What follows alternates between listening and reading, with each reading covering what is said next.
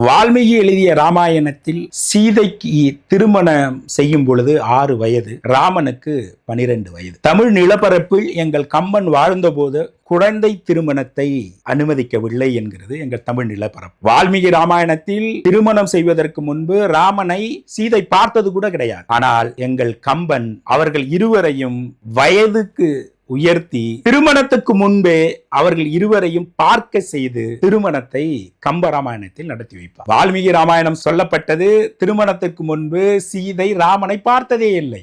ஆனால் கம்பராமாயணத்தில் சீதை ராமனை பார்த்திருப்பார். வால்மீகி ராமாயணத்தில் சீதைக்கு திருமணம் செய்யும் பொழுது வயது 6, ராமனுக்கு 12. இங்கே சீதைக்கு திருமணம் நடக்கும் பொழுது ஏறக்குறைய அந்த காலகட்டத்தில் 14 வயது என்று நினைக்கிறேன் சீதை. உங்களுக்கு எப்படி சொல்ல வேண்டும் என்றால், கம்பராமாயணத்தை படிக்காத, கம்பராமாயணத்தை தெரியாத, கம்பராமாயணத்தை பற்றி புரிந்து கொள்ளாத எல்லோருக்கும் இந்த 2 வரி தெரியும்.